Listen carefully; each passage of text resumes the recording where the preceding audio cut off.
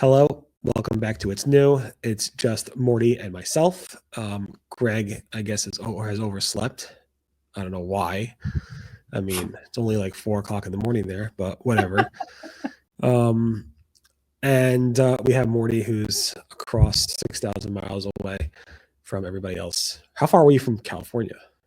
Well, it's like 5,500 miles away from New York, and it's another 2,500 miles. So I don't do math. So whatever that is. Anyway, I'll be talking about the Google site reputation abuse policy expanding and some sites actually getting hit by this. What are you talking about? Is SEO for singles only?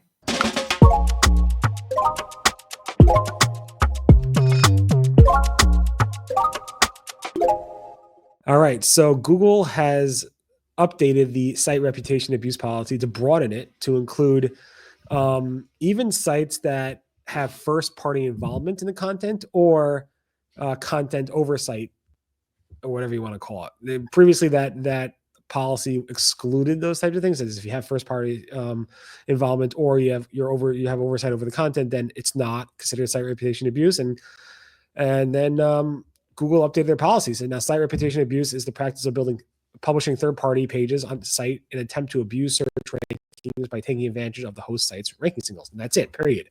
And Chris Nelson from Google basically sent me a statement saying, we've heard very clearly from users that the site reputation abuse, commonly referred to as parasite SEO, leads to a bad search experience for people, and today's policies update helps crack down on that behavior. Site owners that have found to be violating this policy will be notified via Google Search Console. I did post the before and afters of the site reputation abuse policy as like a diff in coding language. You can see the before and after, and they removed a lot of content and just made it more broad. And then it looks like a lot of sites actually got hit by this, like Forbes and CNN underscore and others by this. Jason Kilgore posted on LinkedIn that he saw like Forbes advisor got hit. And Glenn noticed that as well. And he also noticed that CNN underscore got hit and a bunch of others. So it seems like this one actually was announced and released the same time. Again, this is not algorithmic. This is manual action. So there's no algorithm running here. Although the starkly different content thing, that's an algorithm thing. So if you have content sections that are independent or starkly different from the main content of your site, Google not won't demote it per se, but it's not going to apply the site-wide signals to those subsections, which will obviously technically demote the content, not really demote, but lower the content because it's no longer going into that. So it was a big announcement, and there's more to the announcement you'll get into, but let's focus on the site-wide, let's focus on the site reputation stuff. Any thoughts about that? I know Greg would have had a lot of thoughts, but yeah.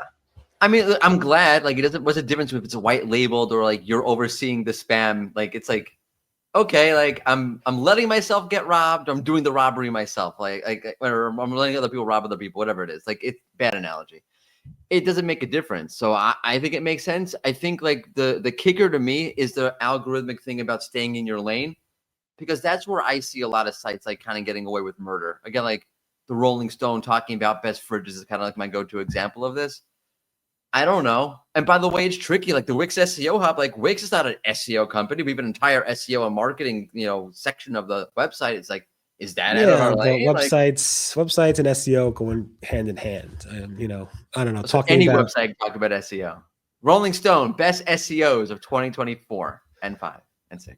I guess, but you're a website platform that builds websites that hopefully rank. That's true. No, it is relevant, but I hope Google's able to make, hopefully. Crossed. I mean, I don't know if CNN should be selling toasters, but it is interesting. Lily Ray has a little complaint about this, basically saying, you should have given us a heads up that you're broadening it before actually slapping people.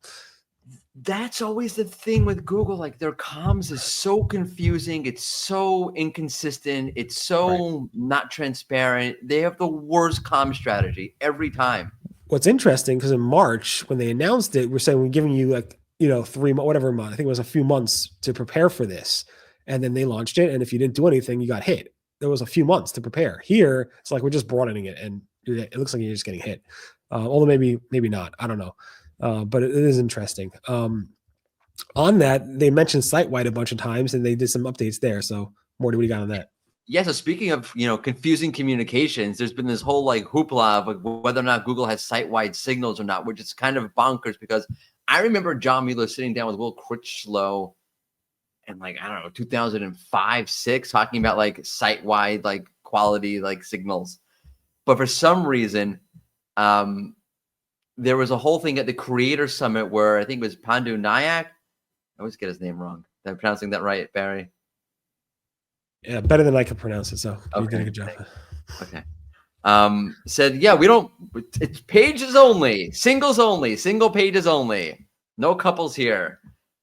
And Glenn Gabe wrote a massive post documenting all of the times Google has officially come out, such as the HCU itself, saying we have site-wide signals. So now Google has clarified is once again confusing communication strategy by saying yes, yes, yes. There are so they wrote our ranking systems are designed to work on the page level using a variety of signals and systems to understand how to rank individual pages. Site-wide signals and classifiers are also used and contribute to understanding of pages. Yada yada yada yada yada. Yeah, it's interesting. So I spoke to Glenn when we saw all this stuff from the Web Creator Summit, and I'm like, that's confusing. Google has said, I mean, on my side, I covered it like a billion times, site-wide signals. Glenn, obviously, you saw his post. It was massive. In fact, we're like arguing about who should write it. I'm like, Glenn, you write it. You have, so he wrote it. It took him like a week or so, but you see how big it is. It has links to everything and so forth. And then it's like, why hasn't Google said anything about it? And I guess this is Google's way of saying either he misspoke or he was misinterpreted, or maybe he was talking about a very specific like concept, maybe just specifically with helpful content update and that not using it. It's hard to know because again, you and I were not there, but every single report I read from, I think like 10 different creators all said that same thing around site reputation. I'm sorry, about site-wide versus page level, that what Pandel said. So it's interesting to see that. And I'm glad Google came out and set the record straight that yes, Google will use site-wide and page level stuff for this. And one example, which is very, very crystal clear, is that your site has sections of your site that have starkly different content from the main sections of your site. Beautiful, right? It will not use the site-wide signals for those sections, which then it's all kind of goes hand in hand with the site reputation abuse, but it's algorithmic, so the other one's not. Anyway, super interesting to hear that, and I'm glad they wrote that. I'm super glad Glenn posted that, and I'm also glad that Google followed up with that when it comes to the site reputation abuse stuff. So, yeah, and then you missed out on Brighton. Sad. I did. No FOMO. Yeah. Are you okay? It looks like you got kidnapped there for a minute. It's a lot of photo opportunities. Yeah. So he's a tall guy. Andy, yeah. So he grabbed me, and I'm like, I had nowhere to put my arm, so I'm like, you look like you're like stuck. Please, somebody save me.